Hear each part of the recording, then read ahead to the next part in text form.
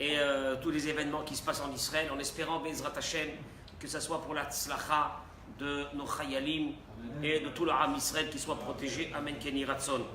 Le thème de ce soir, c'est la dimension de l'importance des parents et de, on va dire que c'est pas seulement de l'importance, on verra que la Torah, elle accuse de façon très grave les parents quand il y a quelque chose qui ne va pas dans l'éducation des enfants. Mais c'est arrivé comme ça, et vous allez voir que c'est dramatique, et pratiquement toute la parachate est morte que nous allons voir ici. On verra à quel point la Torah donne une importance exceptionnelle à l'éducation des enfants. Et que les parents ont un devoir et une responsabilité morale à un niveau qu'on ne peut même pas s'imaginer. Vraiment, ça choque quand on va découvrir un petit peu tout ce qui est marqué dans cette paracha. Vayomer Adonai el Moshe, Emor el Kohanim bene Aharon ve'amarta alehem, le nefesh lo itama be'amav. Cette paracha parle des lois du Kohen.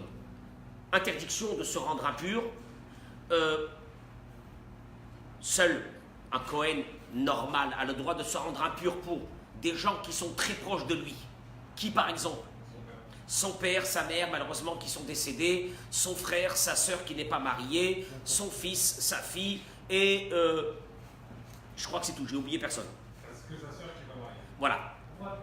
Hein? Voilà, non, parce que quand elle se marie, donc elle est sortie de la maison, elle est sortie on va dire, du lien familial, et donc, voilà. Et donc, c'est toutes les lois qu'on va voir dans la paracha. Et à travers le Kohen, vous allez voir tous les messages que la Torah nous donne à nous. Alors, il y avait aussi, j'ai oublié, le Kohen Gadol. Alors, le grand Kohen, le grand prêtre, ça c'est on parle de tous les Kohanim. Hein. Maintenant, le grand prêtre, le Kohen Gadol, même pour ceux qui étaient proches de lui, ils n'avaient pas le droit de se rendre impurs. Interdiction totale de se rendre impur. Donc on va dire que c'est à peu près la majeure partie de la paracha, elle parle de ça. Vers la fin de la paracha, il y a une histoire que l'année dernière, on avait traité cette histoire. C'était cet homme-là qui est sorti, qui avait maudit le nom de Dieu devant tout le monde. Ce n'est pas le thème de la paracha de cette semaine, que nous allons voir aujourd'hui. Alors, je reprends. Hachem dit à Moshe, est mort et la Kohanim. Qui c'est qui peut me traduire? Est mort.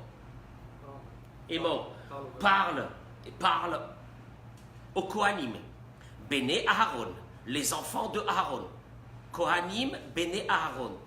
Moi j'aurais dû dire il aurait dû dire Béné Aharon à Kohanim. Les enfants de Aharon qui sont Kohanim. Là il dit Kohanim, Béné Aharon. Bon, on va voir. Ve'amarta alehem. Il recommence. Et tu leur parleras. Et attends, je m'excuse. Dieu, il dit à Moshe, parle aux Kohanim, les enfants de Aharon.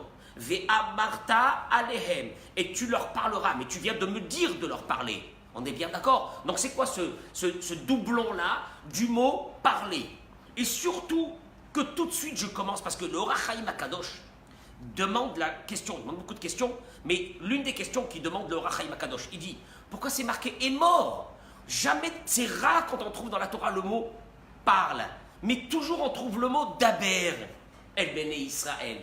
Daber, ça veut dire parler, et mort, c'est veut dire dire.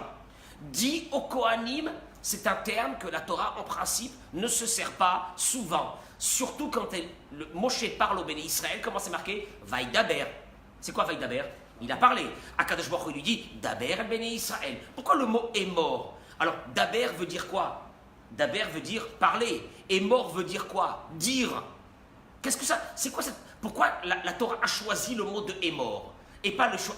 Et d'ailleurs, comme par hasard, c'est le mot dans lequel la paracha, elle est appelée. Elle est appelée par quel mot? Parachat est mort.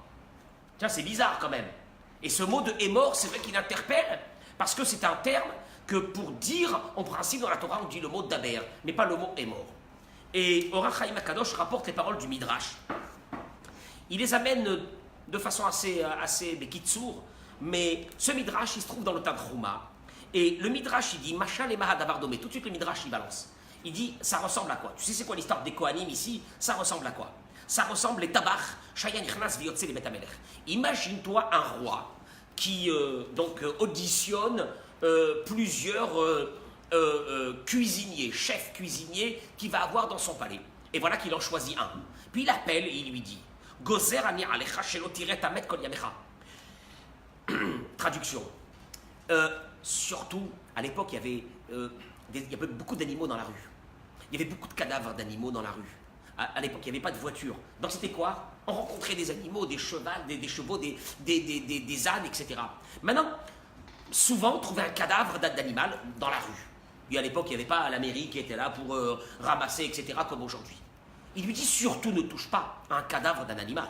Pourquoi? On parle d'un roi là, qui parle avec son chef cuisinier. Pourquoi? Il lui dit mais parce que l'odeur de ce cadavre, tu vas l'avoir sur toi. Et puis après, tu vas l'avoir sur quoi? Sur les aliments. Donc, je te demande d'être à un niveau de propreté extraordinaire. Car Amar Akadosh Baruch Hu ala Kohanim. Il a dit Akadosh Baruch Hu sur les Kohanim. Nichnasim le Bet Hamikdash. Ils rentrent où les Kohanim? Où ils vont se trouver? Dans l'endroit le plus saint. Chez l'Oitam ou la Met. La Toum'a, l'impureté, c'est quelque chose qui n'est pas visible, mais qu'apparemment fait de graves dégâts sur un être humain. Et donc la Torah, elle te dit, écoute bien, si toi tu es contaminé par cette impureté qu'on ne peut pas savoir, l'impureté, on ne la connaît pas, on ne la voit pas, elle n'est pas visible, mais elle est là. Tu sais bien que le matin, qu'est-ce que tu fais quand tu te lèves? Obligatoire, Netilat Yadayim. Netilat Yadayim obligatoire, c'est un danger. Ne pas faire Netilat Yadayim. Agmara ramène combien de choses qui peuvent arriver à une personne qui ne fait pas Netilat Yadayim le matin. Bon, ben Netilat, c'est quoi? C'est ben je me savonne les mains. Non, tu prends un Kelly et tu fais une fois, deux fois, trois fois. Pourquoi? Qu'est-ce qu'il y a? Eh ben, il y a quelque chose que toi tu ne peux pas comprendre. Mais il y a ce qu'on appelle l'impureté qui est dans les mains de la personne et qui s'enlève en faisant. Donc, Akadosh Baruch Hu dit, vous les Kohanim, vous allez servir à l'intérieur du temple. Je vous demande une chose. Chez l'Oitam ou la Met, ne soyez pas contaminés par cette impureté en touchant donc des personnes qui sont décédées, puisque dans une personne qui est décédée, il y a quoi? Ce qu'on appelle l'impureté. Les Fichach ou Omer, c'est pour cela qu'il est dit les Nefesh l'Oitama Beramav. Le Ohr HaChaim HaKadosh, il t'amène ce midrash. Bon, qu'est-ce qu'il veut le Ohr HaChaim HaKadosh? Il avait posé une question. Pourquoi c'est marqué est mort? Pourquoi c'est pas marqué Daber? Le Ohr HaChaim HaKadosh t'amène que quoi? Que la dimension du Kohen, elle est très spéciale. Elle est que quoi? Que lui va se trouver où? Dans le temple. Et alors? Ce qui veut dire qu'au fait, le Ohr HaChaim HaKadosh développe l'idée que le mot est mort ne vient pas du mot parler. Le mot est mort vient du mot itromemut. C'est quoi itromemut? Élévation. Le mot est mort, on voit qu'on trouve à peu près les mêmes lettres qui veulent dire élévation. Ce qui veut dire que quoi? Que le Kohen est quelqu'un de tellement élevé qu'il ne peut pas se permettre, parce qu'il rentre où? Dans la maison du roi, dans le Bet Hamikdash. Et d'ailleurs, jusqu'à aujourd'hui, comme nous savons qu'on n'a pas le droit d'oublier les lois, c'est vrai qu'il n'y a pas de temple aujourd'hui. Moi, en tant que Kohen, je n'ai jamais franchi la porte d'un cimetière. Je ne suis jamais rentré dans une maison où il y avait un mort. Une interdiction totale. Ma fille, quand elle a accouché à Jérusalem, je suis parti pour la voir. En rentrant à l'hôpital, il y avait un grand panneau électrique allumé, c'était marqué Azharat Kohanim, qui veut dire que les Kohanim n'ont pas le droit de rentrer dans l'hôpital. Parce qu'à l'intérieur de l'hôpital, à ce moment-là, il y avait un mort qu'on n'a pas encore évacué. J'ai attendu plus de 2h30, le temps qu'on évacue le mort. Ma femme était rentrée déjà, parce que les femmes n'ont pas l'obligation que les hommes. Et oui, c'est vrai, puisque c'est les hommes qui vont travailler dans le temple, c'est pas les femmes. Donc ils n'ont pas cette obligation. J'ai attendu 2h30 avant de rentrer à l'intérieur de l'hôpital. Donc même aujourd'hui, pour ne pas oublier cette loi. On est d'accord? Mais il te dit le Ohr HaChaim HaKadosh. Le Kohen, il est mort, il est méromam, il est comme le chef cuisinier. Il rentre dans le palais du roi et il sort sans arrêt. Il ne peut pas se permettre d'être contaminé et de rentrer avec cette contamination, entre guillemets, qu'on ne perçoit pas, mais qui est là et qui se trouve dans ce monde-là. On ne veut pas que tu rentres à l'intérieur de ça. Ce qui veut dire que le Kohen est quelqu'un de élevé. Et comme c'est quelqu'un de élevé, donc et pour comprendre ça, justement, pour comprendre ça, c'est que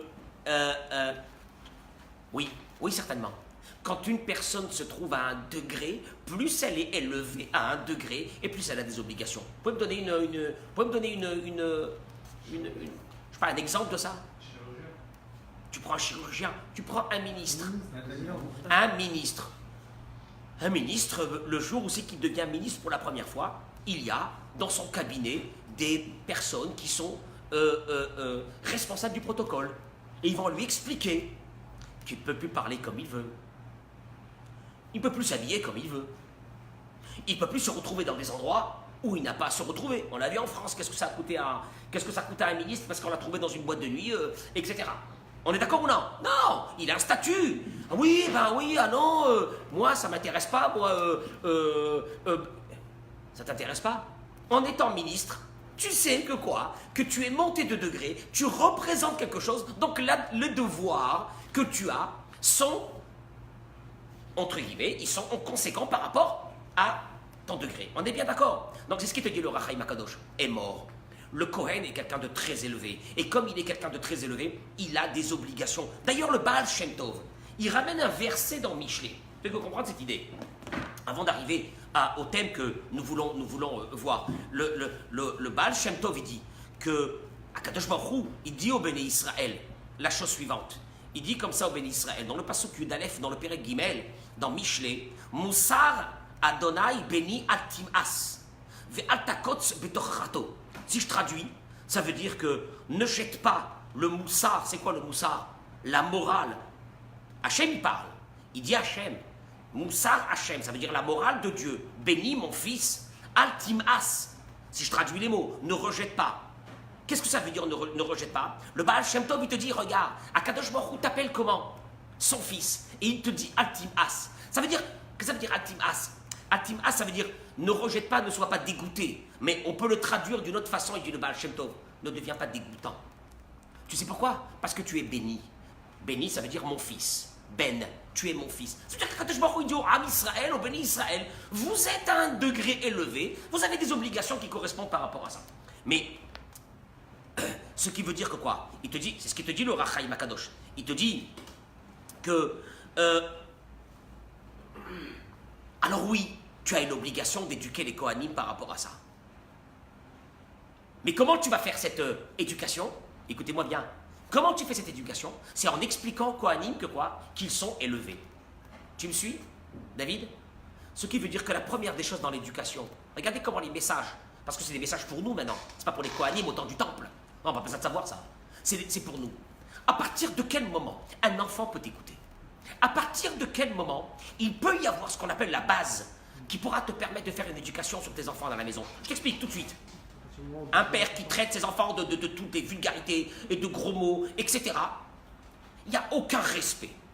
À partir du moment où l'enfant ne sent pas qu'on le respecte, n'essaye même pas d'avoir avec lui un dialogue d'éducation. Écoutez-moi bien ce que je vous ai dit. C'est très grave.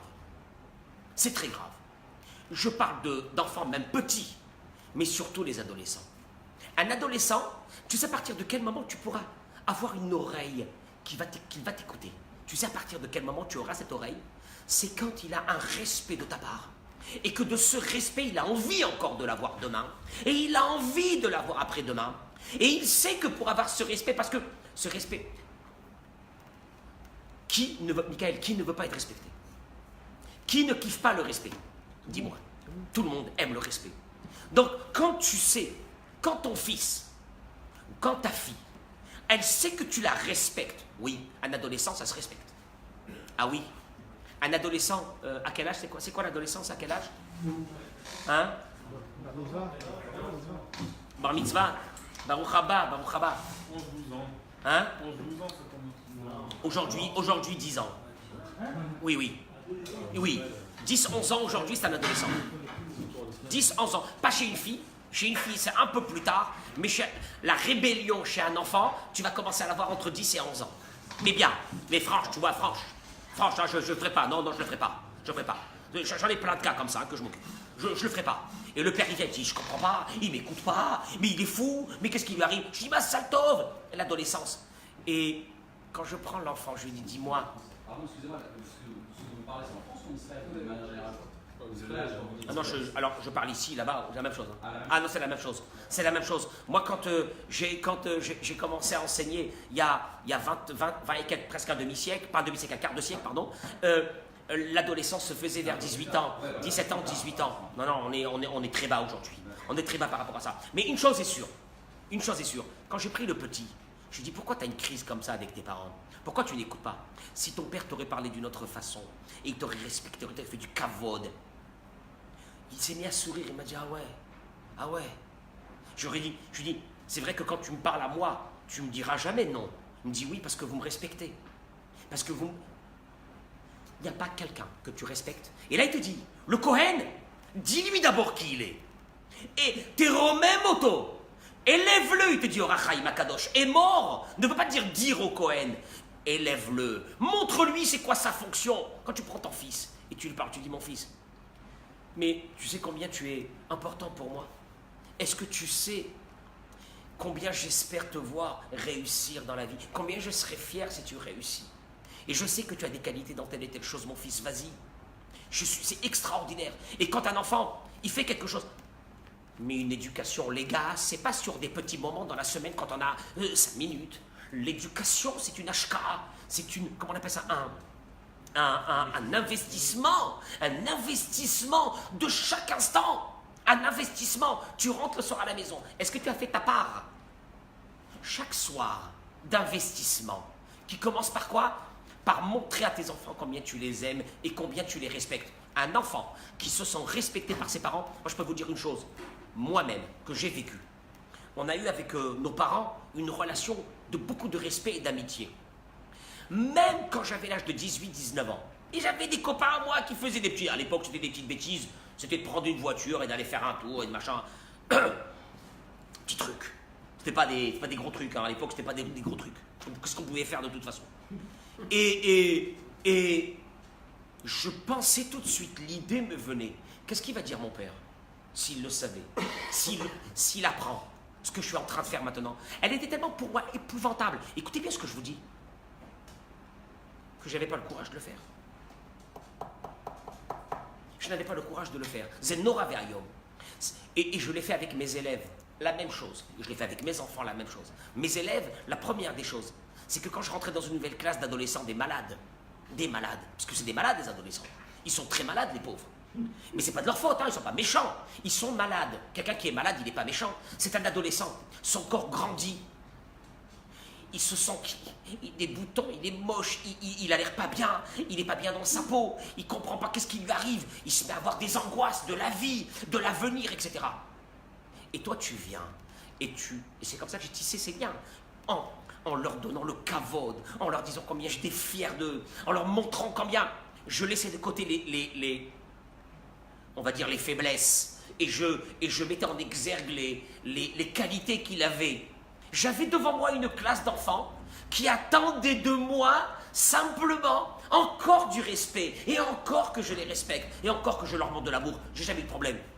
Ce que je vous dis, c'est pas un monde de bisounours, c'est la réalité. Hein. Ce que je vous dis, c'est la réalité. Et que quand, écoutez-moi bien, après je reprends la suite. J'ai eu des parents qui me disent grosse crise, à l'orave, mais méga crise avec mon fils.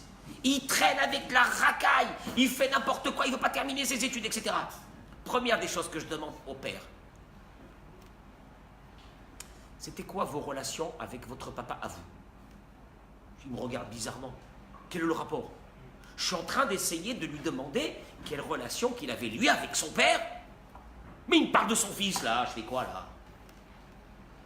Et une balance. Relation pas terrible du tout. Et je n'arrive pas à avoir une relation normale avec mon fils. Zakol, je répète, un yesod. C'est un yesod que je vous donne. C'est un secret qui vaut des milliards. Mais ça se tisse avec beaucoup de temps. C'est pas que tu rentres à la maison ce soir, tu vas dire à mon fils, oh là là, qu'est-ce que je t'aime. Il va dire, il est bizarre mon père. Non, c'est pas ça. C'est pas ça. C'est tous les jours. Quelque chose de petit, mais que tous les jours il va montrer. Tu arrives à la maison, il est dans sa chambre. Tu rentres, tu t'assois à côté de lui, comment ça va? Comment t'as passé ta journée? Ça va, tout va bien, tu as besoin de quelque chose? Comment tu te sens? Je voulais simplement te dire combien je t'aime. Et tu sors, mais tous les soirs. Tous les soirs. Il faut que ça soit répétitif. Pour qu'il puisse comprendre que c'est vrai, il faut que ça soit répétitif. Un beau jour, il attendra ce moment. Parce qu'il n'y a pas quelqu'un qui n'attend pas ce moment, c'est pas vrai, ça n'existe pas. Qui n'aime pas quand on lui dit qu'il est bien? Tu l'as élevé. Quand tu l'as élevé, tu lui diras, mon fils, j'ai besoin que tu travailles mieux en classe. Est-ce qu'il va te dire, ouais, je veux pas? Et pas du tout. Quoi, mon père qui me fait un cavote pareil? Ou un garçon ou une fille? Un garçon ou une fille? Je vous dis, c'est la même chose. Un garçon ou une fille? Je me souviens, j'avais des classes de filles. Début d'année, elles ne me connaissent pas. Je rentre, je trouve 35 filles. Classe de terminale SES. Des mamans, pas des mamans, des femmes. Et il y en a 2 ou 3 qui te regardent comme ça, mais méchamment. Elles ont une rupture avec la religion, ou avec la Torah, ou avec les professeurs. Et moi je me dis, voilà, j'ai 2 solutions. L'une, la guerre. La deuxième, mais je vais les prendre par une façon qui se sont jamais... Je ne peux pas rêver. Et qu'est-ce que je fais? J'attends mon heure. Ça dure pas très longtemps. L'une de ces filles va pendant un cours intervenir et dire une idée. Et moi, qu'est-ce que je fais? Je me lève, je dis, mais... Rappelle-moi comment tu t'appelles? Maintenant, devant tout le monde. Mais ce que tu viens de dire, mais tu ne peux pas t'imaginer comment ça m'a touché. Mais tu as dit une chose, mais quelle intelligence! Mais c'est extra! Et je vous assure d'une chose, à partir de ce jour, elle venait et ça, c'est à côté. C'est normal. Qui n'aime pas ça? Qui n'aime pas ça? Théro-même est mort, et la Kohanim. Oui, les Kohanim, oui, ils ont beaucoup de lois. Oui, ils ont des contraintes. Oui, il y a beaucoup de choses. Toute la paracha, elle est pour eux. Mais à une condition, on te dit, Rachaim Akadosh. D'abord, il a demandé à Moshe Rabbeinu. Moshe Rabbeinu, d'abord, montre-leur c'est quoi leur statut. Montre-leur ce qu'ils vont faire. Et à partir de la charge, tu peux charger, il n'y a aucun problème, ils accepteront. Parce qu'il y a eu déjà un travail qui a été fait en amont. Yesod de la Torah, que Rachaim Akadosh te ramène dans la paracha. C'est un Yesod de la vie. Je vous rappelle, vous avez des adolescents ou des préadolescents, commencez à faire ce que je vous ai dit. Renverser la maison par rapport à ça. Et vous allez voir qu'est-ce que ça va donner. Jamais un enfant qu'on a respecté, qu'on lui a donné d'amour, il s'est levé un bon matin, il a dit, je ne veux pas vous écouter, je ne veux pas vous parler, je m'en vais de la maison, je prends mes affaires, je me casse. Non, un d'avoir casé, il est bien, il est heureux dans cette maison. Bémet. Qui c'est qui fait ce travail? Rappelez-moi, qui c'est qui doit faire ce travail? Les parents, c'est vous. On est d'accord ou non? C'est vous qui devez faire ce travail. C'est clair, c'est net. Ça, c'est la première des choses. Et je continue, on avance. Et vous allez voir que Bémet, toute cette paracha, c'est des messages à travers les Kohanim. Mais pour nous, Pachout, premier message, vous l'avez déjà dans la tête. Le deuxième, je continue. Alors Rashi, lui, te dit... Alors c'est vrai qu'il y a encore un deuxième problème. À part que le mot est mort, on aurait dû dire Taber, il y a une deuxième chose. C'est que Rashi, lui, est interpellé par encore une deuxième problématique de ce verset. Et mort est la Kohanim bene Aharon ve'amarta alehem. Parle aux Kohanim, les enfants de Aaron, ve'amarta alehem, et dis-leur. Eh oh, tu m'as déjà dit il y a une seconde, parle-leur. Donc parle-leur, donc je leur parle. Alors pourquoi faire ve'amarta alehem? Et là, Rashi te dit, et mort ve'amarta, Rashi te dit la chose suivante. Il dit Rashi, les hazir gedolim ala ketanim. Ça c'est un truc. Un concept. Hachem, il dit à Moshe, tu vas avertir les grands d'être très... Alors, le est mort, c'est pour les grands. Tu vas les attraper, tous les grands Kohanim, et tu vas les avertir quoi? D'être très vigilants et de transmettre ces lois à qui? Aux petits. Et mort, ve'amarta, il dit Rashi, les hazir. C'est quoi les hazir? Comment on dit en français les hazir? Azhara. Avertir. Gedolim, les grands, à la ketanim, sur les petits. Qu'est-ce que ça veut dire ça? Viens sur ça. Et donc c'est pour ça que ça a été marqué est mort et Amarta. Alors, vient tout de suite l'un de nos maîtres dans un livre très important sur la paracha qui s'appelle Oznaim la Torah. Et il pose une question, il dit je ne comprends pas. Ce concept-là, on l'a trouvé 3 fois. D'avertir les grands sur les petits. Première fois, c'est ici dans la paracha. Avertir les grands Kohanim qui, eux, transmettront à qui? Aux petits Kohanim. De quoi? De garder les lois de l'impureté. Deuxième fois où on a trouvé le concept que les grands doivent être vigilants au sujet des petits, c'est dans la question de l'interdit dans la Torah de manger tout ce qui est avec du sang. On est d'accord? Le sang, c'est permis dans la Torah? Qu'est-ce qu'on fait avec la viande? On la cachérise. Est-ce qu'on peut manger du boudin? Non. On est d'accord ou non? Ça, c'est marqué dans la Torah. Et là-bas, vous regardez tout de suite, et la Gemara, et les Mefarshim, qu'est-ce qu'ils ramènent? Là-bas aussi, c'est marqué. Les Hazir Gedonim à la Ketanim. Avertir les grands, qui, eux, doivent être vigilants pour les petits. Troisième chose, c'est sur les Shkatsim et les Remassim.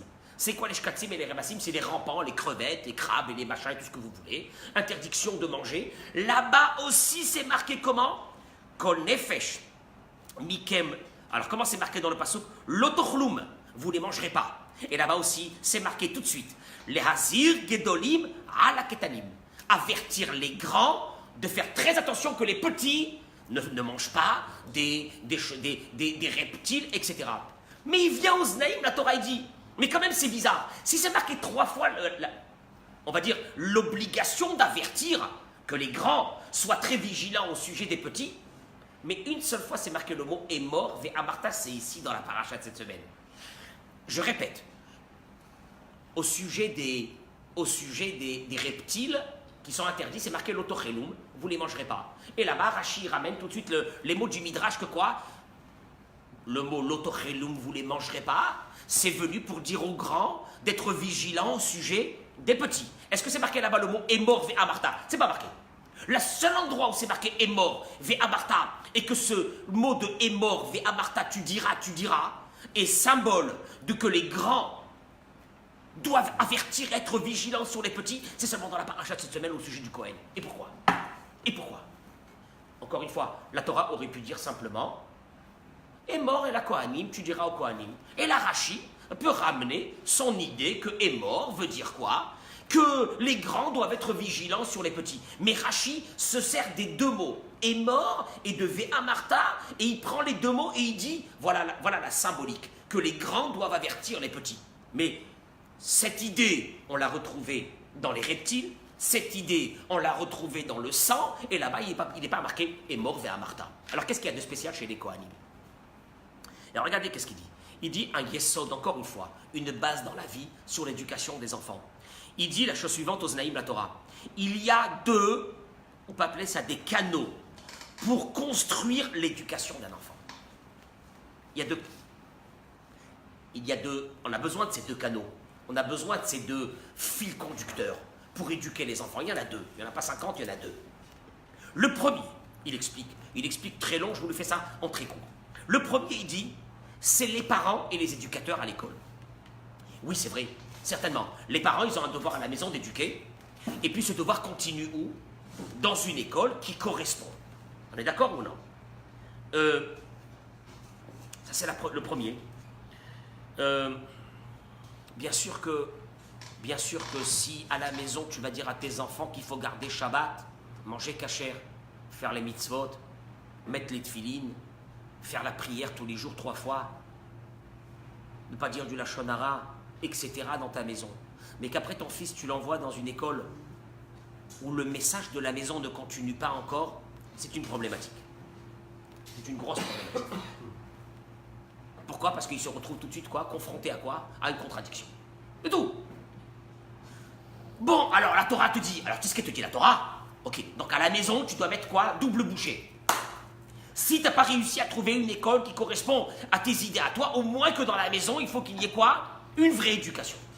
Très forte, très claire, pas light.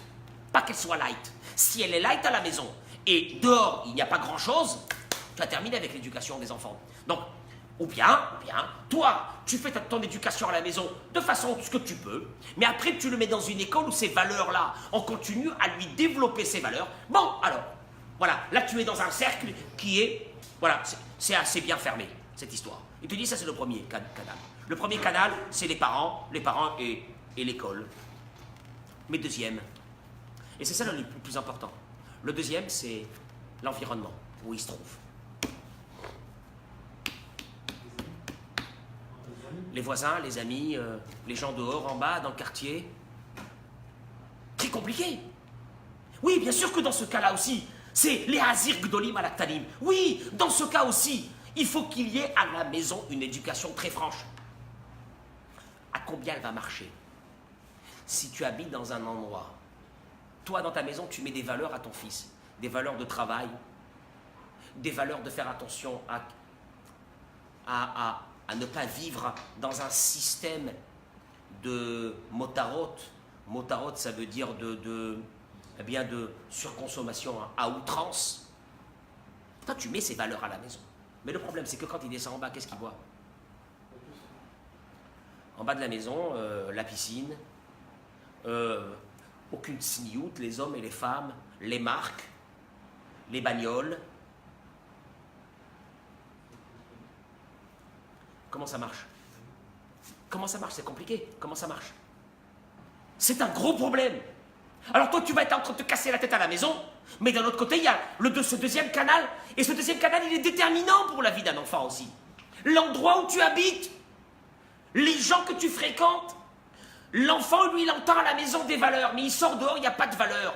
Il est confronté avec des enfants qui n'ont aucune valeur, qui ont les dernières marques, que pour eux, s'habiller avec les habits de marque, c'est la chose la plus importante dans la vie, sinon tu n'existes pas. Et ton fils, il rentre à la maison, qu'est-ce qu'il te dit? Ou ta fille, qu'est-ce qu'elle te dit? Papa, et alors, et quoi? Et c'est quoi? Mais non, mais c'est ça le plus important dans la vie, papa. C'est les marques, c'est les machins, c'est les ci, c'est là, qu'est-ce que tu veux? Mais c'est ce qu'il voit dehors. Alors, encore une fois, si ton éducation à la maison, elle est juste comme ça, un petit peu épisodique de temps en temps, c'est le dehors qui va lui faire. Mais si ton éducation à la maison est très forte, ben, Ezrat Hashem, tu peux aussi arriver. C'est pas évident, mais tu peux aussi arriver. L'idéal, c'est de vivre dans un endroit, encore une fois, comme on a dit, l'école, c'est d'avoir une école qui correspond à l'éducation et aux attentes qu'on a. La même chose, il y a la maison, mais il y a dehors. Tu ne peux pas enfermer tes enfants à la maison et les mettre dans une prison, c'est pas possible. Mais le problème, c'est avec qui il va traîner. Il a 15-16 ans, avec qui il va traîner. Il a 14-15 ans, avec qui il va traîner. S'il va traîner avec des garçons qui ont des valeurs, des garçons qui veulent faire des études, des garçons qui veulent un jour aller à l'armée, ou un jour aller à la yeshiva, des garçons qui font du sport, ils sont bien dans leur peau, etc.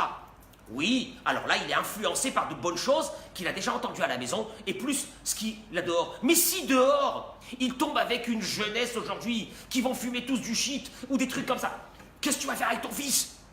Ah, tu vas rester là-bas, habiter là-bas, tu vas continuer à habiter là-bas? Non, va-t'en! Va-t'en, ne reste pas! À moins que tu aies une force extraordinaire de faire une éducation à la maison, qui est tellement forte, et je ne sais même pas si c'est possible. Et je ne sais même pas si c'est possible, parce que c'est pas vrai. Parce qu'un enfant, il est influencé par ce qu'il voit dehors. C'est pas vrai, c'est une évidence. Alors, ne te dis pas, mais je peux pas faire autrement, bah, je suis venu, j'ai habité ici, et puis je me plais, puis je reste là, et puis advienne ce qu'advienne avec mon fils, mais c'est dramatique. Avec ma fille, je fais comment? Donc attention à ça. Tu sais, il te dit, Ozlaim, la Torah, c'est le premier, on va dire, c'est les deux canaux. Il y a deux canaux, il n'y en a pas plus que ça. Une, c'est la maison, l'école. Deuxième, c'est la maison et l'environnement. Après, tu regardes où tu en es, toi, dans ça. Au niveau de l'école, où tu l'as mis. Au niveau de la fréquentation, les fréquentations avec qui il est. Et surtout ici en Israël, qu'est-ce qu'on fait? Qu'est-ce qu'on fait quand on a des petites jeunes filles qu'on les laisse traîner depuis 14h jusqu'à 20h ou 21h ou 22h, j'en sais rien. Et pendant les vacances, beaucoup plus que ça, comment on fait? Ah, comment on fait? Alors tu vas rester devant un massacre et tu vas te dire, je ne sais pas quoi faire. C'est un vrai combat.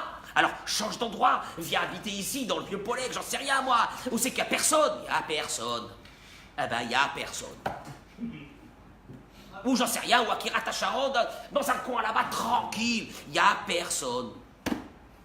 Si une famille a réussi dans sa vie et qu'elle a envie d'habiter dans une jolie maison, d'avoir une jolie voiture, sans pour autant ne pas lui donner aussi des valeurs, des gens et tout ça, mais si on habite dans un bel endroit, on est un petit peu aussi...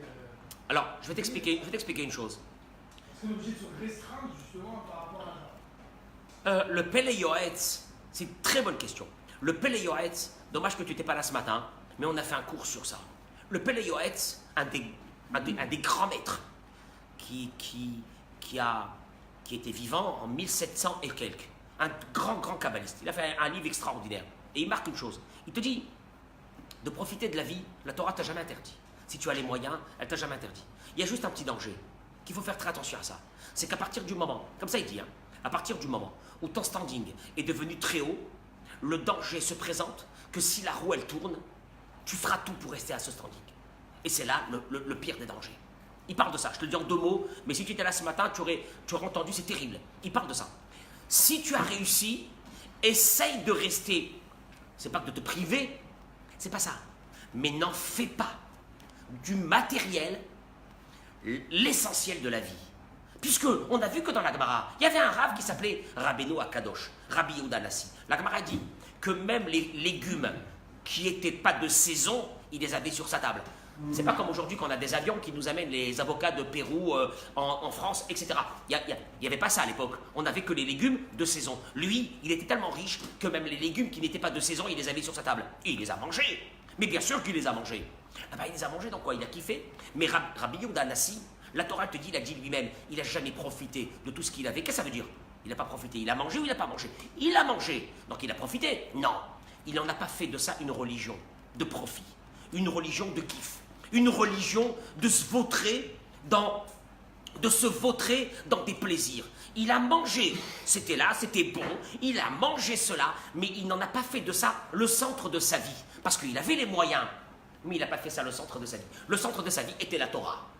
Donc à partir de ce moment, tout ce qui était avec et qu'il avait en plus était là, il a profité, mais c'était accessoire, puisque son but n'était pas le profit, son but n'était pas les plaisirs. Et c'est ça le danger. Le danger, c'est quand tu mets une famille dans une situation de plaisir, à un standing assez haut, le jour où il n'y a pas cet argent, il dit le Péléoët, cette personne-là va arriver à brigander, à voler, etc., alors que ce n'est pas quelqu'un de malhonnête, mais qu'elle était obligée pour subvenir aux besoins exorbitants de la famille, qui sont devenus des besoins vitaux. Parce que la Gemara dit que le plus grand nisayon de l'homme, c'est pas la pauvreté, c'est la richesse. C'est la richesse. Et la richesse quand? La richesse quand? Moi j'ai mal au cœur quand je vois des personnes qui ont gagné beaucoup d'argent et qu'aujourd'hui ils n'ont plus rien. Mais je me dis, mon Dieu, comment ils vont faire? Comment ils vont faire pour subvenir au standing dans lequel ils étaient habitués? C'est un massacre. C'est très dur. Celui qui n'a jamais eu beaucoup d'argent, mais il vit avec ce qu'il a. Bah, il est content aujourd'hui comme ça, demain comme ça. Il est content. Mais celui qui a eu beaucoup et qui est tombé, tu veux que je te dise, je me permettrai jamais de ma vie de juger ces personnes si après ils ont fait des bêtises. Parce que pour eux, c'est quelque chose de vital. C'est quelque chose de vital. Alors, mais il y a une troisième catégorie. Et c'est là qu'il vient le livre Oznaï, la Torah, il te dit. Cette catégorie, juste avant d'arriver à cette catégorie, parce que on a parlé maintenant de l'entourage, de l'environnement d'où tu te trouves. Regardez qu'est-ce que le Maïmonide, il dit sur ça. C'est dramatique. Ce cours-là, c'est un cours que il faudrait le réécouter plusieurs fois. Il te dit le Maïmonide, dans Halachot De'ot Perek Vav, Derech Briato, il te dit comment on va dire, la création même de l'être humain. Shel Adam liot nimshach bede'otav be'ma'asav ahar re'av ve'haverav. Un homme est attiré par le fonctionnement qu'ont ses amis et les gens qu'il connaît. Tu es influencé. Il te dit ça, c'est une obligation. Ça n'existe pas quelqu'un qui te dit je ne serai pas influencé. C'est dans l'essence même de l'être humain d'être influencé par rapport à l'endroit où il se trouve. Noé kimina gaché. Les ficards, c'est pour cela. Moi, je vous traduis les mots du Maïmonide. Tsarich ha'adam litraber la tzadikim. Voilà. La première des choses. Et tu sais quoi? T'es pas un grand religieux. On s'en fiche. Va habiter dans un endroit où il y a un Makom Torah.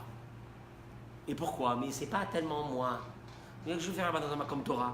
Il te dit, les Shevet Zel Chachamim, rentre dans un Beth Midrash où il y a des rabbanim. Mais tous les jours. Ah bon? Qu'est-ce que je vais faire là-bas? Tu es imprégné par les gens qui t'entourent. Il n'y a rien à faire. Ils sont bons, ils sont extraordinaires, ils ont des valeurs. Tu vas devenir un mec extraordinaire. C'est comme ça, il n'y a rien à faire. Et de s'éloigner.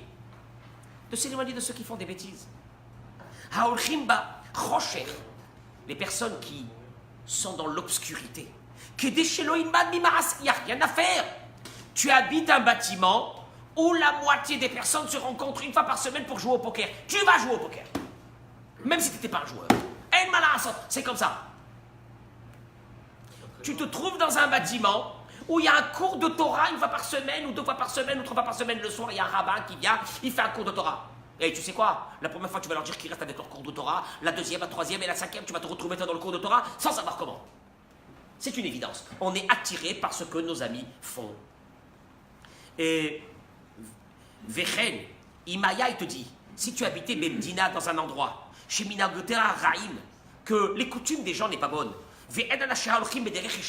et que les gens ne vont pas dans le bon chemin, qu'il aille dans un endroit, qui change, qui déménage, qu'il aille dans un endroit où il y a une sviva, où il y a un environnement qui est bien. Il te dit le Maïmonide, mais si tu t'imagines une chose dramatique, tous les quartiers où tu vas aller habiter, on t'a dit que quoi? Que c'est catastrophique. Alors qu'est-ce que je fais? Il te dit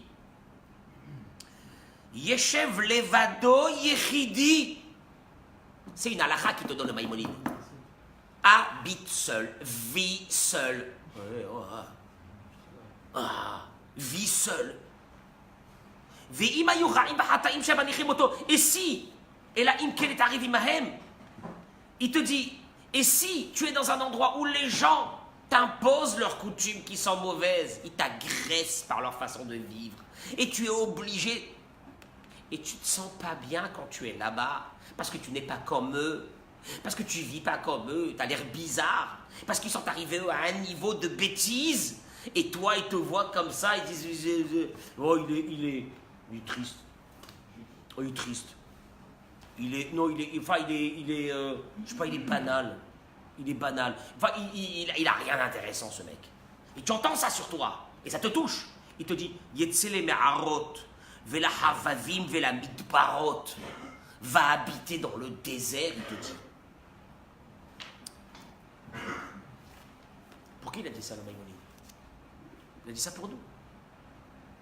Tu fais comment? Tu restes dans un endroit avec des fréquentations qui sont pas bonnes et tu te dis, mes enfants, je sais pas qu'est-ce qu'il en est. Maïe, tu as des amis qui sont dans un chemin qui n'est pas celui que tu veux. Eh bien, qu'est-ce que tu fais? Tu tranches. Tu sais pourquoi tu tranches? Je vais t'expliquer. Parce qu'un jour, tu seras seul avec tes problèmes, avec tes enfants. Quoi, je vais laisser mes amis, mais oh là là, on est un groupe. Oh, on est un groupe. Quand tu entends ce mot-là, on est un groupe. J'ai peur quand j'entends ce mot-là. J'entends ce mot, parce que c'est rare d'entendre ce mot. J'en ai un groupe au midrash de folie. Non, tu entends ce mot, on est un groupe, tu sens tout de suite qu'il y a un truc qui va pas. On est un groupe. Et qu'est-ce qu'il est arrivé celui-là? On ne le voit plus. On ne le voit plus. Makara, il s'est pris en main. Plus rien. Alors comment? À la maison. Eh bien, à la maison. Eh bien, la maison, elle est fermée. Eh bien, à la maison, il n'y a pas des réunions, il n'y a pas des je sais pas quoi. Eh bien, non. Eh bien, on vit dans une maison. Et donc, on ferme la maison. Et on s'occupe de ses enfants. Et on s'occupe de son... Et on crée un environnement. Et on crée un environnement dans cette maison. Et tu veux savoir combien c'est difficile? Eh bien, voilà, il te dit. C'est la seule fois où c'est marqué le mot « Emove à Martha ». D'avertir les grands sur les petits, sur les Kohanim. Pourquoi sur les Kohanim? Parce que qu'est-ce qui se passe avec les Kohanim? Et là, tu comprends l'idée. Le pauvre enfant Cohen, il voit tous ses amis aller rentrer chez Rabbi Shimon Bar Yochai. Sruto Yagen Alenu Amen bientôt. Et lui, il ne peut pas rentrer.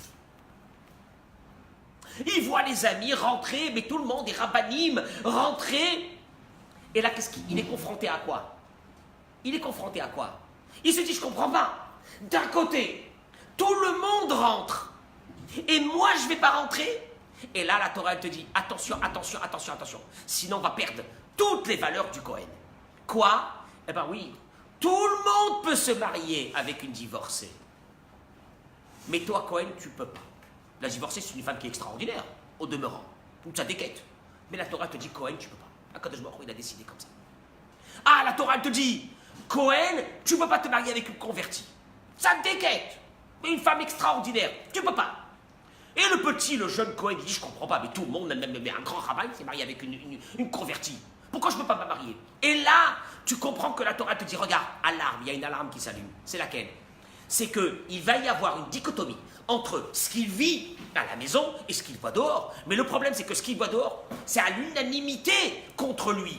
Parce que tout le peuple d'Israël rentre au cimetière. Parce que tout le peuple d'Israël peut se marier avec n'importe quelle femme et lui non. Alors là, il faudra un gros travail à la maison d'éducation. Et mort à Martha. Et tu vas le dire et tu vas le répéter. Et attention les grands, vous avertissez vos enfants qui sont Kohanim. Mais enfin, l'idée, c'est pas sur le Cohen. L'idée, elle n'est pas sur le Cohen. L'idée, elle est sur nous, aujourd'hui, en 2019.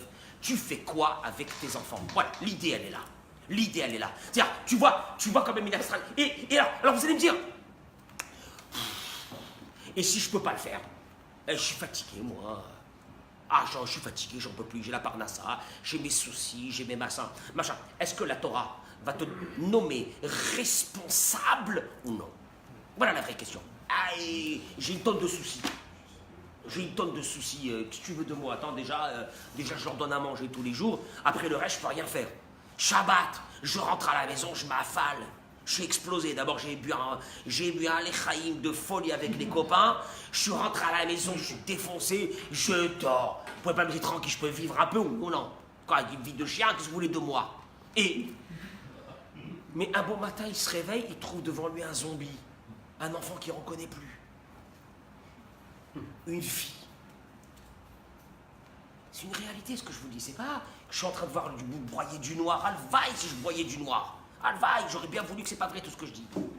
Mais tu vois bien que non. Et là, tu te dis, est-ce que je suis responsable de cela ou non? Alors la Torah continue dans la paracha de cette semaine. Elle avance. Bon, déjà, je t'avais averti l'endroit où tu habites. Je t'avais averti la façon de te conduire avec tes enfants, de les élever. Je t'avais averti sur la clarté des discours que tu dois avoir chez toi à la maison et les messages que tu dois donner. Je t'ai averti tout ça, oui ou non? Oui, je t'ai averti. Alors maintenant que je t'ai averti tout ça, on va passer à la caisse. Et on va faire les calculs. Et c'est quoi les calculs? Regardez, c'est la suite, tout de suite, dans le Passouk. Nous, on va lire la paracha de cette semaine, c'est sympa, Shabbat. Mais là, ici, il y a un massacre que la Torah est en train de nous faire tomber sur notre tête, à nous, les parents. Et regardez qu'est-ce que c'est marqué. La Torah, elle nous dit la chose suivante. Ou, tout de suite après, ou Batish Kohen, je traduis directement, je vais ou Batish Kohen qui techel liznot, et avia imechalelet, ba'esh tisaref. Et la fille d'un Kohen, si elle est profanée par un adultère, on parle ici d'une fille Kohen qui est mariée et qui est partie avec quelqu'un. Ou une fille Kohen qui est fiancée. À l'époque, le fiançailles, c'était un demi-mariage. Est-ce que vous savez quelle était la différence? Vous savez comment ça se passait avant? Avant, on venait chez les parents d'une fille, on faisait le fiançailles.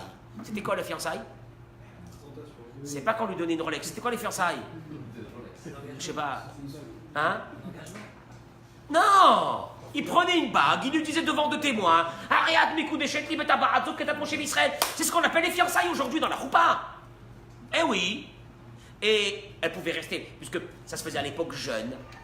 Donc elle restait chez ses parents. Mais attention, elle avait un statut de femme mariée. Donc l'adultère. Et puis après, il y avait la deuxième partie, c'était les Nissouines. C'était, on la mettait dans la Choupa. Ça, c'était la Choupa. Mais nous, on le fait aujourd'hui, on le fait les deux ensemble. On est bien d'accord? Très bien. Et la Torah, qu'est-ce que te dit? Bah, c'est grave de le dire. Bah, au Hachem, je pense pas que c'est arrivé ça. Mais la Torah veut te montrer à quel point c'est dramatique. C'est son père qu'elle a profané. Son père, elle a profané. Et sa mère, dans l'histoire, toujours c'est nous. Elle a profané son père. Bah, Eshtisaref. Alors là, allez-nous. Sa punition, elle est dramatique. Srefa.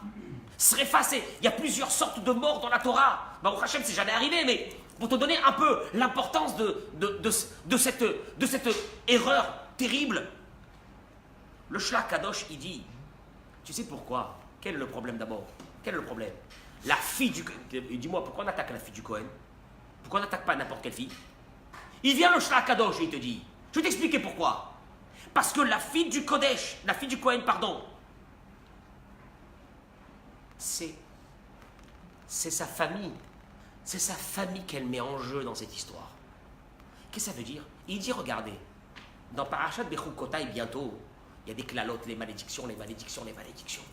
Et en plein milieu des malédictions, c'est marqué là-bas, Vezacharti et biriti Yaakov, ve'af et biriti, et je me souviendrai de l'alliance, il dit Dieu, que j'ai fait avec Yaakov, que j'ai fait avec Yitzhak, et l'alliance que j'ai fait avec Abraham.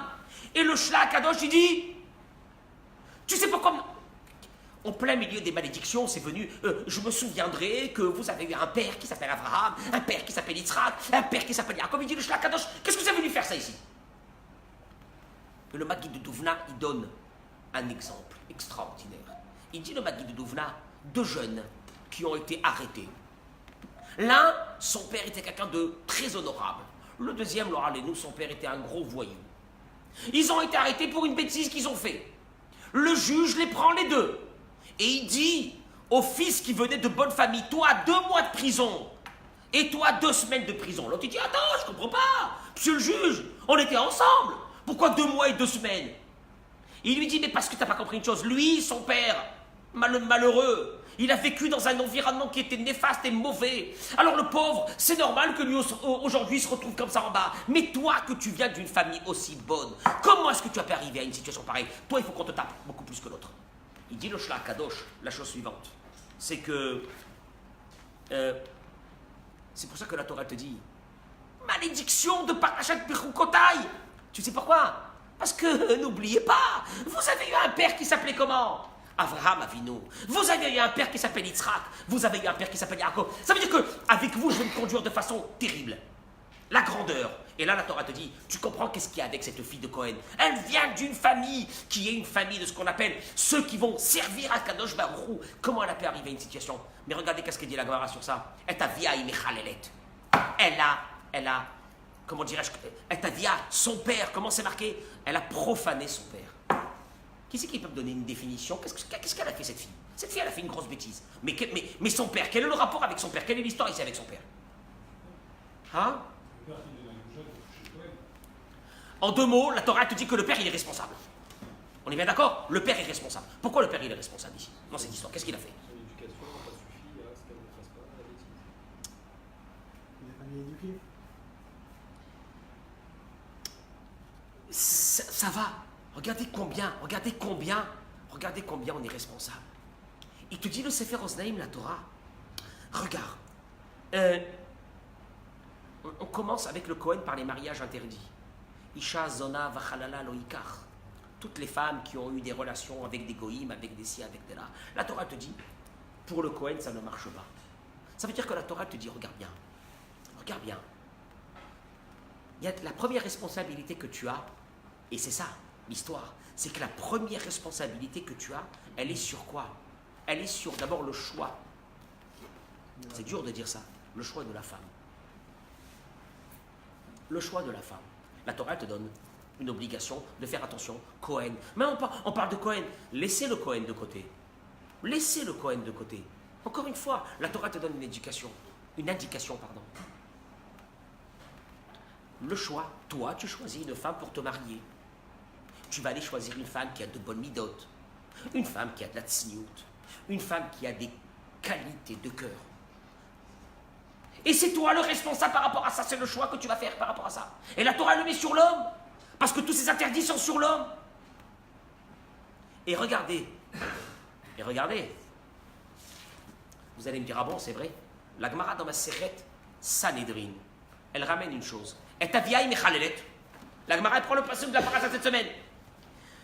La Gemara dit, Haya Rabbi Meir Omer. Rabbi Meir, il disait, connaissez Rabbi Meir? Qui c'est Rabbi Meir? Rabbi Meir Baralanes, oui. Qu'est-ce qu'il disait Rabbi Meir? Matalmud Lomar et ta vieille. Ça veut dire son père. Mais c'est son père. Quoi? Qu'est-ce qu'il y a son père ici dans cette histoire? Imayun Hagim Bokodesh. Si son père jusqu'à maintenant, le Kohen il montait le premier. Le Kohen on lui donnait la première place pour aller se laver les mains. Le Kohen c'est lui qui faisait le zimoun. Le Kohen, si on devait servir dans une table, on sert qui d'abord en premier? Le Kohen. Kodesh. Nohagim Bochol. À partir de ce moment, on arrête. C'est fini. C'est pas qu'il perd son statut, il est toujours Cohen. Mais le kavod qu'on lui faisait, c'est fini. Mieux que ça. Nohagim Bobizayon. À partir de ce moment, c'est fini. Il n'y a plus de kavod pour lui. Le père. Mais c'est sa fille qui a fait des bêtises, c'est pas lui. Mieux que ça. Omrim o alav. On dit sur lui quand on le voit passer. Arour chez Zoyalad. Maudit celui qui a mis cet enfant dans ce monde. C'est les mots de la Gemara. Arour chez Zogidal. Maudit, voilà, entre guillemets, il est maudit pour 2 choses. Chez Zoyalad, il a mis au monde cette fille. Et Arour chez Zogidal. Et maudit pour pour l'éducation qu'il lui a donnée. Alors attends, une seconde. Non, là on parle de la fille Cohen. Mais de là De là, en exergue, tu vois que la problématique du père, elle est dramatique dans cette histoire. Mais je reviens, deux choses on lui dit. Arour, chez Yalad, sur cet enfant qu'il a eu, qu'il a fait naître, et sur l'éducation qu'il lui a donnée. Tu ne peux pas t'arrêter à l'un. Pourquoi les deux? Pourquoi les deux? Pourquoi les deux?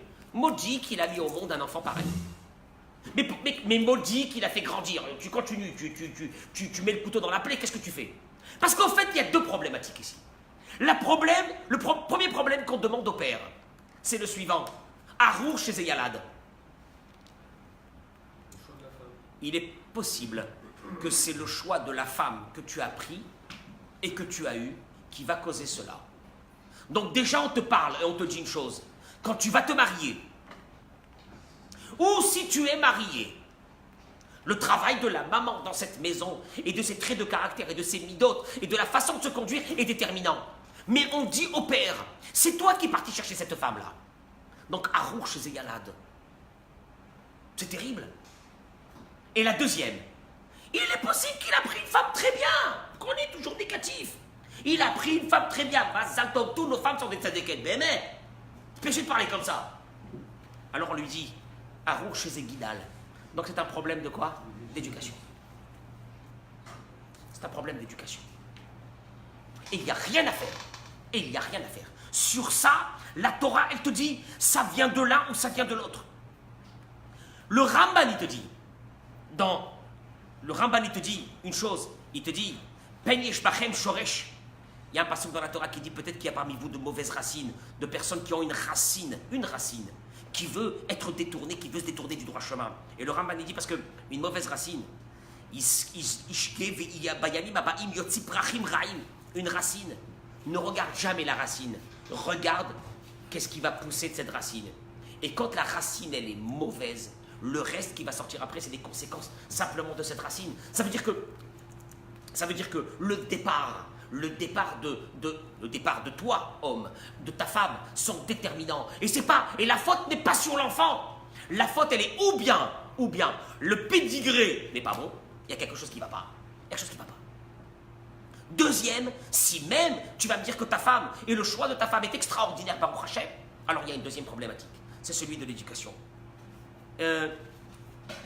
Oui.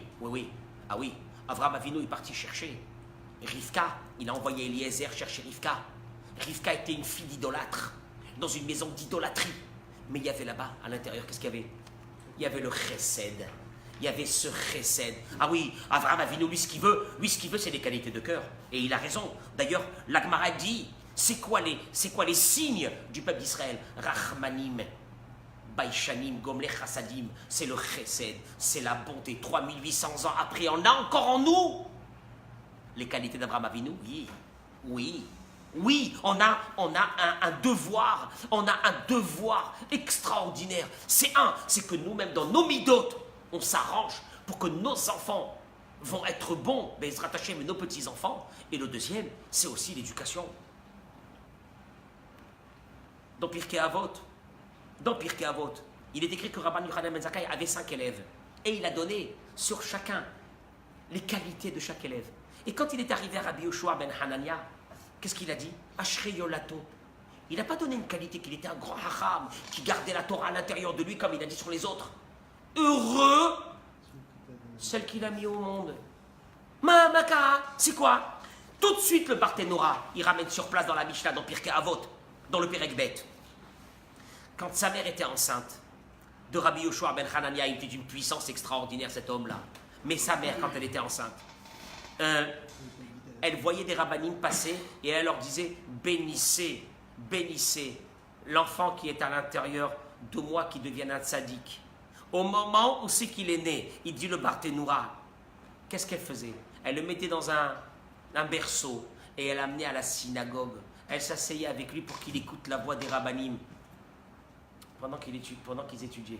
Ouais, l'environnement, depuis le début. L'environnement. Mais elle a bossé pour ça. Il y a eu sur ça.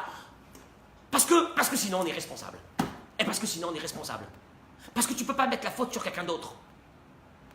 Oui, c'est l'école. Oui, c'est la Aliyah. Oui, c'est ça. Tu dois te battre. Et tu dois te battre pour que dans cette maison, il y a un environnement qui permet à ces enfants de s'épanouir de la meilleure façon, parce que c'est toi le responsable, c'est personne d'autre. Parce que sinon, regarde, qu'est-ce qu'on dit au père? À Rour chez Yalad, à Rour chez Guidal. Oui, qu'est-ce qu'on lui a fait ce Cohen-là? On l'a tué, on l'a tué. On ne laisse même plus monter Cohen à la Torah, c'est fini, dégage. Qu'est-ce qu'il y a? Mais c'est ma fille, c'est pas moi. Et on lui dit, mon cher ami, le Talmud est sur ça, il est décisif. C'est toi le responsable. Ou par le choix de la famille que tu as composée avec cette femme, ou bien, si Baruch Hashem il est bien, alors la deuxième chose, là tu vas le payer très cher. C'est sur l'éducation de tes enfants que tu ne l'as pas fait. Parce que si tu as fait cette éducation de façon bien, jamais il sera arrivé une chose pareille. On peut continuer encore beaucoup encore sur ça. Mais je pense que on peut résumer ça. On peut résumer ça en quelques mots. La maison, pour nous, les hommes, c'est l'endroit où on se repose. Une femme, quand elle dit je vais retourner, elle finit son boulot, elle dit je vais y aller à la maison, c'est pourquoi? Hein? Ah ouais, c'est le deuxième travail, c'est les enfants, les devoirs, les machins, la patience, le temps, les cils, la pauvre, cette femme-là, tzadékette. Nos femmes, c'est des tzadékettes. Ben, c'est des tzadékettes. Mais l'homme, quand il dit allez, je rentre chez moi. Eh, vas-y. Ben, quand tu entends je rentre chez moi, c'est quoi? Oh, il y a un match. C'est la coupe de je sais pas quoi. Il y a un match. Laissez-moi tranquille. J'ai bossé toute la journée. Parce que sa femme, elle je sais pas ce qu'elle a fait. J'ai bossé toute la... Laissez-moi tranquille. Et là, il est le problème. Le problème, c'est qu'au fait, dommage parce que tout ce travail que tu fais pour avoir la parnassa et pour gagner ta vie, on va dire, il va ressortir, il va rejaillir ce travail, cette parnassa, etc. dans une seule chose, c'est que tu vas nourrir tes enfants dans cette maison, on est d'accord? Donc ça veut dire que tu veux voir un jour que ces enfants, tu sois fier d'eux. Ce qui veut dire que le but c'est d'être fier d'eux, c'est pas de les avoir nourris avant, le but c'est d'être fier d'eux. Et pour ça, il t'attend, tu as un deuxième boulot qui t'attend. Et ce boulot il t'attend, tous les soirs. Hein? Quoi, je ne peux pas sortir avec des copains jusqu'à 3h du matin, 4h du matin. Moi, je vous dis la vérité, quelqu'un qui me dit je rentre à 4h du matin, 5h du matin, je ne peux même pas le voir. Tes enfants, ils sont à la maison. Ils savent que papa, il est jusqu'à 4h du matin dehors. Il n'y a rien, il n'y a aucun problème. Hein. Ta fille, elle le sait. Ton fils qui commence à grandir, il le sait. Il n'y a aucun problème. Ok. Tous les soirs à la maison. Tous les soirs, passer un moment avec les enfants. Tous les soirs, leur dose. Quoi? Tu donnes à manger à tes enfants, oui. C'est shalom, bien sûr, je donne à manger à mes enfants. Tous les soirs, leur dose de considération, d'amour, d'attention à chacun. Et le meilleur moment, et le plus grand moment, c'est Shabbat. Donc, en deux mots, monsieur le rabbin, vous me demandez de ne pas vivre. Dites-le directement, qu'on ne vit plus. Je peux vous dire une chose? Mais c'est une escroquerie de penser que quand on a des enfants, on vit. Qui vous a dit ça? C'est un concept qu'on a inventé aujourd'hui. On est parent et on est ado en même temps. On est parent et on peut kiffer. On est parent et on se sacrifie. Ouais, je suis désolé. Parce que derrière un sacrifice, il y a une réussite. Parce que quand vous voyez une famille avec des enfants bien, regardez, les parents, ils sont derrière. Ils sont là, ils sont toujours là, si tout va bien, si ça, si là, ils viennent à l'école, ils sont là à la maison, ils sont avec les enfants, ils sont assis en train de faire les devoirs. Non. Alors on vit plus. Eh ben on vit plus. Mais je te signale un truc. Si tu le fais pendant les 15 premières années avec les enfants, après tu vivras. Tu verras comment tu vivras. Raval. Mais si tu as un fils qui ne veut plus te parler à 18 ans, qui ne veut même pas t'écouter, qui ne veut rien, il y a une carence. Cette carence, elle n'est pas venue comme ça. Elle est venue parce que toi, pendant 15 ans, tu as pensé que tu pouvais avoir des enfants et continuer ta life de jeune. D'accord. Et ça, voilà. Voilà le message. Voilà le message de la Torah. Et le responsable, c'est qui? C'est toi. Et ne mets pas la faute sur ta femme, ou sur tes beaux-parents, ou j'en sais pas sur qui. Ouais, c'est sa famille à elle, c'est machin, moi, dans ma famille, il n'y a pas ça. Dans ta famille, il n'y a pas ça, parce que ton père, lui, s'est investi. Et une famille épanouie, parce qu'il y a derrière des parents qui se sont investis. Messirut nefesh, de passer. C'est dur ce que je vous dis, mais c'est dur, c'est pas facile. C'est pas facile. Mais encore une fois, derrière ça, vous allez avoir une réussite extraordinaire. Vous allez gagner votre vie, vous allez voir vos petits-enfants, vous allez voir des familles extraordinaires.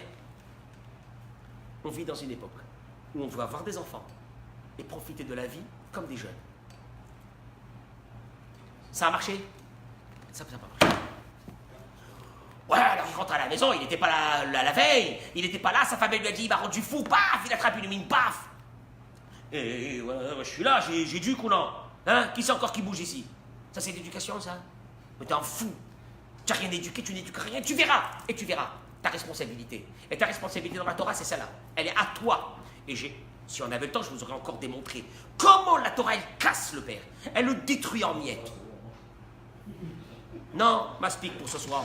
Mais Rabotai est mort, élève-le. Est mort vers Amarta. Attention le dehors, attention là, attention tout ça. Ouais, c'est un investissement. Voilà.